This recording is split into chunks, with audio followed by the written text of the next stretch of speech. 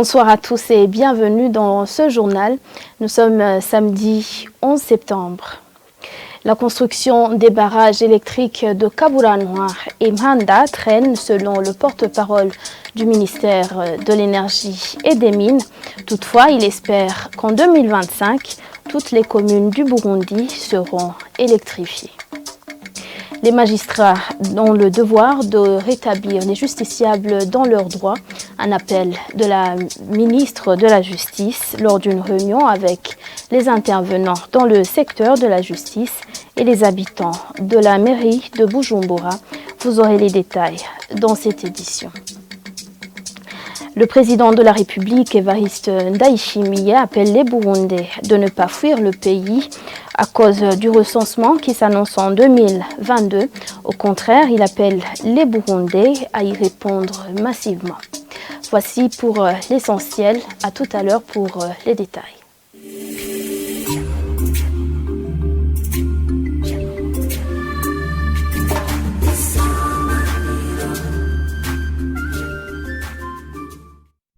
Encore une fois, bienvenue. Il est prévu que les barrages électriques en cours de construction soient fonctionnels d'ici 2025.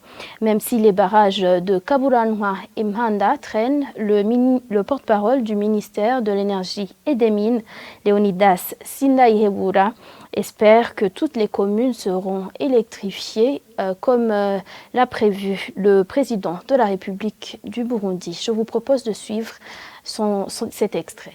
Un des projets qui a un peu traîné, je parle ici de Kabu 16.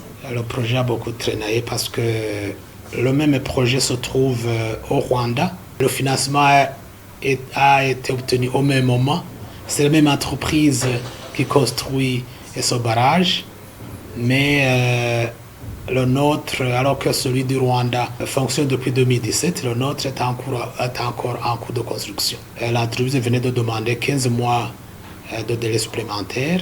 Ce délai lui a été accordé et nous espérons qu'au niveau de ce barrage, avec 2022, il va être achevé pour fournir de l'électricité à la population. Il y a le barrage de Gigi Murembwe, il y a eu des problèmes.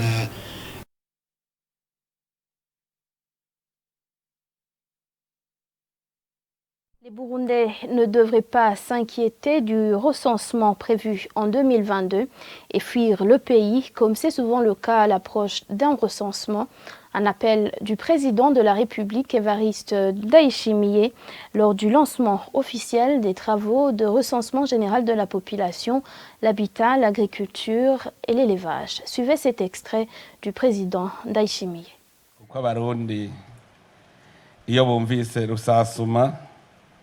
Iminsi yose bibaza ibibazo byinshi kubera ingorane igihugu caciyemwo. Les Burundais, quand ils entendent le recensement, ils se posent chaque fois beaucoup de questions à cause des crises que le pays a connues. C'est pourquoi il y en a qui fuient en pensant qu'on va les dénombrer pour les tuer, et cela va jusque dans le camp des fonctionnaires qui constituent des intellectuels qui vont jusqu'à fuir le pays. Des fois, nous pensons qu'ils fuient pour éviter qu'on les aligne aux activités. En tout cas, même s'ils ne le disent pas, ils ont des motifs. Les chiffres issus de ce recensement vont nous aider dans nos ménages de s'introspecter et voir là où nous produisons beaucoup et là où nous avons échoué, ce qui va nous aider à nous relever. Vu que ce recensement vient nous évaluer, j'ose espérer que tout le monde va aller au travail pour que l'évaluation nous trouve debout. Comme nous sommes dans le combat contre la pauvreté et que je suis le commandant en chef dans ce combat, je voudrais vous dire que celui qui va s'absenter nous aura faussé compagnie. Même les étrangers vivant au Burundi, nous les appelons à répondre à ce recensement et de donner de bonnes réponses aux questions qui leur resteront posées. Nous interpellons les administratifs et les responsables religieux d'appuyer considérablement ce travail en sensibilisant et en encadrant les agents recenseurs et la population pour qu'il n'y ait aucun ménage ménages qui manquent à ce rendez-vous ou donner de réponses erronées. Sachez tous que ceux qui ne prendront pas part à ce recensement, ça sera comme s'ils n'habitaient plus dans le pays. Mwese mumenye ko abatazokwitaba rusasuma bizoba bisa nuko batari mu gihugu.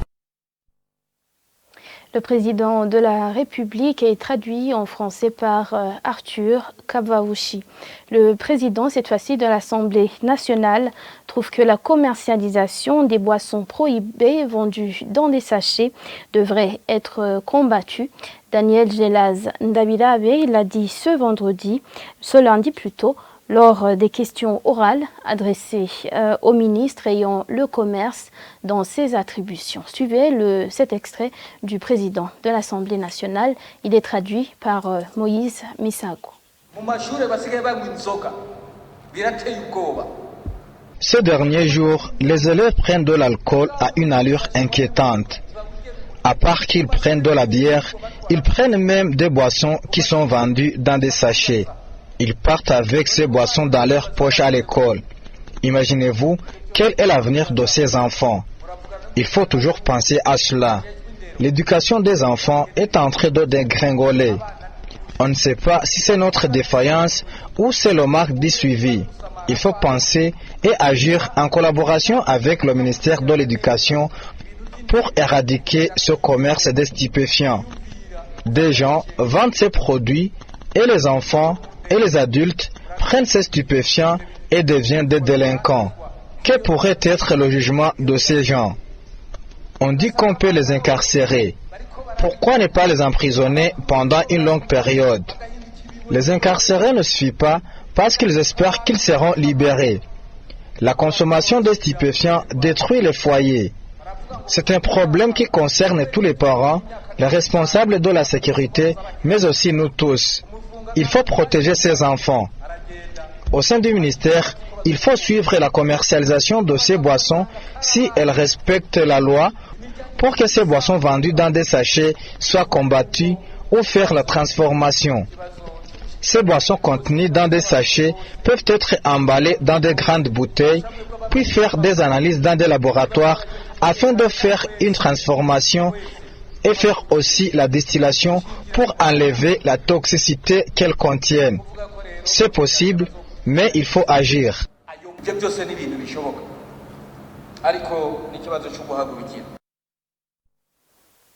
Parlons à présent justice. La ministre de la Justice recommande aux magistrats de rétablir dans leurs droits les justiciables lésés. Cette recommandation a été émise ce vendredi lors d'une rencontre avec les intervenants dans le secteur de la justice et les habitants en mairie de Bujumbura.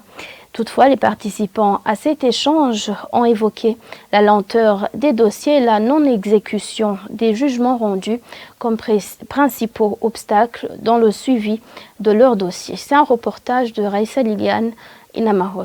Vouloir s'enquérir des préoccupations des justiciables, tel était le but de l'organisation de cette rencontre de la ministre de la Justice avec les habitants de la mairie de Bujumbura, les intervenants dans le secteur de la justice et les élus locaux. Le juge, devant un citoyen, avec une voix haute, pleine de mépris, devant une personne âgée, il lui demande ce qu'elle vient faire. Si tu déroutes un citoyen qui passe toute une journée au tribunal ou au parquet, qui est obligé de revenir encore et encore et qui soit obligé de passer des appels, des audios et des vidéos, si c'est toi qui es l'auteur de tout ça et que tu es assis tranquillement et paisiblement, c'est que tu es mort. La sénatrice Anita Ndaïdzeye, élue en mairie de Bujumbura, indique qu'elle reçoit beaucoup de doléances de la population lésée. Nous aurions voulu que certains dossiers soient suivis par vous, que vous puissiez créer une commission chargée du traitement des problèmes liés à ces interminables litiges. Vous nous aviez promis la mise en place d'une commission chargée de ces interminables litiges. Veuillez s'il vous plaît le mettre en application afin que les justiciables puissent savoir l'état d'avancement de leur dossier. Moi, étant l'œil du peuple, je trouve que c'est un grave problème. Espérons que ces hommes de loi ont compris. Les justiciables qui étaient présents, ils ont soulevé les défis qu'ils rencontrent, entre autres la lenteur du traitement de leur dossier. J'ai eu un contentieux avec l'Interbank qui a pris tous mes biens. Aujourd'hui, mon dossier est en délibéré depuis 2 ans. Je demande le traitement de mon dossier. On a fermé mon magasin Champs-Élysées pendant 20 ans. C'était le meilleur magasin d'habillement à Bujumbura. C'est pour ça que même le président de la République dit qu'il n'y a pas d'investisseurs qui peuvent venir dans ce pays au moment où on saisit les affaires de ceux qui y sont, ça que vous réagissez, alors que vous représentez la justice qui est là. Le président de la Cour suprême est là. Cela fait des ans que l'affaire est en délibéré. Que voulez-vous que je fasse? La ministre Janine Niwizi a interpellé aux magistrats de rétablir dans leurs droits les justiciables lésés dans les plus brefs délais.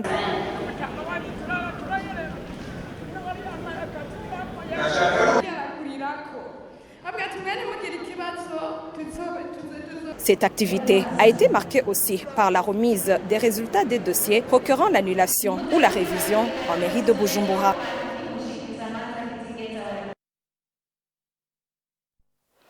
Un tour en international à présent. Les Américains commémorent ce samedi 20 ans des attentats du 11 septembre 2001.